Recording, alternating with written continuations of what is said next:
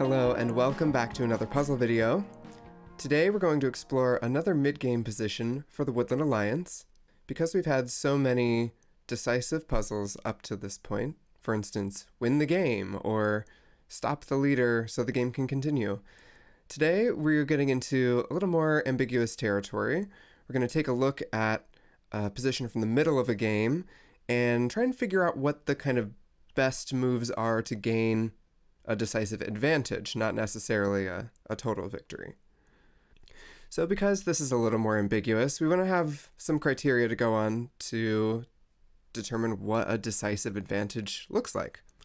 I've been able to come up with 3 things that, for me, signal a decisive advantage. One is scoring points. If you can score a lot of points on the turn, that's usually a good thing to help kind of catch you up or put you ahead. Second is check the leader. If the action you take on your turn can hinder the person in the lead, that gives you obviously a better chance to excel in the game later. And then lastly, we're going to look at future potential, or what I call next turn scoring. So Root's all about scoring victory points. So I think orienting the analysis around scoring points makes sense as a way to establish advantage. So with those in mind, let's take a look around this board and see what we're working with. We're playing the Woodland Alliance, and right now the Woodland Alliance is pretty restricted to just these 2 clearings, sitting at 11 points in last place, but kind of not too far back from the middle of the pack. There's some martial law happening here, these clearings, but the board is pretty open. All right, let's take a look at the player who will be playing the next turn, and that's the Duchy. Sitting at a commanding 22 points. That's pretty far ahead. That's 8 points in front of the next player. So this is clearly the leader in this game right now. The Duchy is pretty much confined to the right side of the board here, and in any game where the Duchy is involved, my eye is going to immediately be drawn to any buildings or tokens that the Duchy has. The Duchy is really good at concentrating warriors in clearings, but losing a building is pretty expensive for them, and it tends to be one of their weaknesses, one of their weak points. So I try and identify where those buildings are located to see where their weaknesses might be. All right, Duchy has had a pretty good game so far. Their buildings in a rabbit clearing have helped them to craft both coins, which is a huge 6-point advantage. Next, we'll look at the lizards. The lizards, by contrast, are confined to the left side of the board. Lizards have 2 fox gardens, so they're drawing a couple of cards per turn, but they just have 1 of each other's suit. So I would say the lizards are not a big threat right now.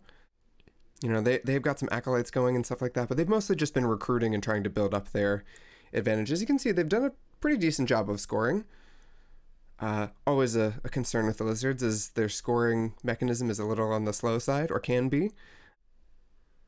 Lastly, we'll look at the Eyrie Dynasties.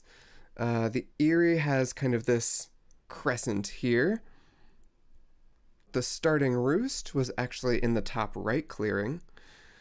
So the moles have obviously come in and taken over, ended up building there to try and cut into the Eyrie's ability to catch up. And of note, the Eyrie has recently been battling down in this clearing. They've cut through all the Duchy warriors, but have not hit any of the buildings.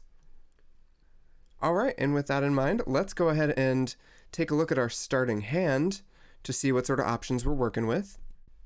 We have Mouse in a Sack, Protection Racket, Tunnels, and a Rabbit Ambush. This is from the Exiles and Partisans deck. For those of you who mainly play with the standard deck, Tunnels says, you treat clearings with any of your crafting pieces as adjacent. All right, let's go ahead and minimize that.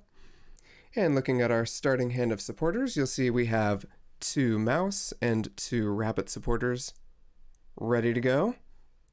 And if you are an advanced Woodland Alliance player, you have all the information and criteria you need to establish a decisive advantage going forward in this game. Just as a quick reminder, that is score points, check the leader, and set up future potential scoring. So go ahead and pause the video, take a few seconds, and for everybody else, we're going to start working our way through the bird song here. So first question is going to be, do you revolt? The Woodland Alliance does have sympathy and a mouse clearing, and to mouse supporters, is it a good idea to revolt here?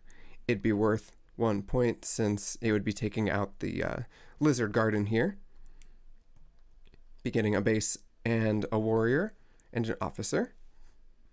And so, okay, that would make this a base of operations. You could maybe go over here to organize, go here to challenge the center. And I think that is a good approach. It would score some points. Be able to spread sympathy to one of these clearings. All right, very nice. So that'd be 2 points. And then also you'd have access to the pass in the center, which is potentially worth several points as the game continues, at least 1 at the end of this turn if you rule it. It would also allow the chance to attack the Eyrie in their kind of strong roost in the middle. Additionally, maybe having protected sympathy in the pass could be useful, give access to the right side of the board. All right, always a handy way to score future points.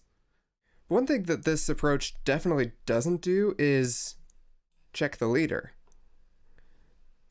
The leader right now is the Duchy, and this plan doesn't really do anything to address that. And in terms of scoring points, it scores a couple of points. Let's see if we can look at a different approach then. So if we're not going to revolt, then that means we're going to be spreading sympathy.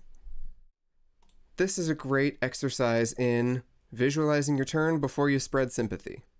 On the spread sympathy train, there's kind of 2 paths that I can see. One is the northern path, which goes up to that top central rabbit clearing and then to either adjacent mouse clearing. Or there's the southern path, which goes through this lower rabbit clearing and then into this mouse clearing. It's just a dead end over to the left, so not worth considering. And just from looking at this, it might already be possible to determine some next steps in our planning. So if we want to score points, check the leader, and set ourselves up for a good turn in the future, I would say that second point kind of helps to guide our decision to spread sympathy here. But the main problem with checking the leader is that the Duchy is simply very far away. All our meeples are here, and the buildings are literally in the opposite corners. So now maybe a plan is sort of starting to percolate, and if you were an intermediate Woodland Alliance player with these clues in mind, I want you to go ahead and pause the video and figure out how to secure the most decisive advantage for the Woodland Alliance. All right, I'll give you a few seconds to do that, and for everybody else, let's start solving. So it's birdsong, we're going to spread sympathy. The thing that we want to focus on as we solve this puzzle is how to get rid of these buildings. Attacking these buildings in this tunnel not only gives points, but it checks the leader, and having a Woodland Alliance warrior in this corner sets us up for some pretty great future turns. Okay, so with that in mind, battling down these buildings, let's see how we can go about doing that. You'll notice we have 1 little card in hand, Tunnels. That's going to be of paramount importance. Tunnels says you treat your crafting pieces as though they were adjacent. And for the Woodland Alliance, crafting pieces are sympathy, of course. So all sympathy will be adjacent. That means that we can use this birdsong spreading of sympathy to actually create little stepping stones to where we can move our warriors. So let's explore this northern route.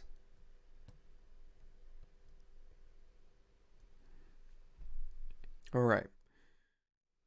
The Eyrie has a presence of 3 there, so it will take a presence of 4 in order to leave to head over to this corner.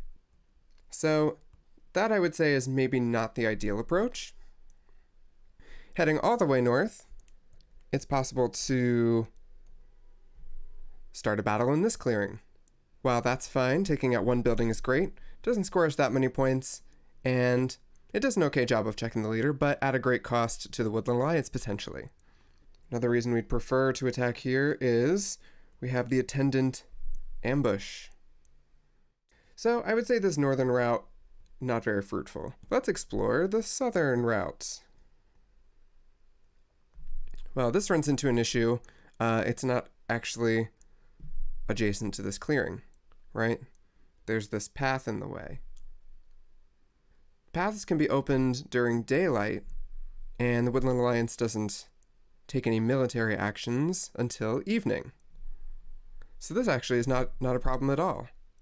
And in fact, we'll see that not only secures us a good position with future scoring potential and checks the leader, but also scores us even more points. So let's go ahead and spread sympathy in Birdsong for 2 points. And as we move into daylight, it seems pretty clear. The 3 things we have to do are craft tunnels.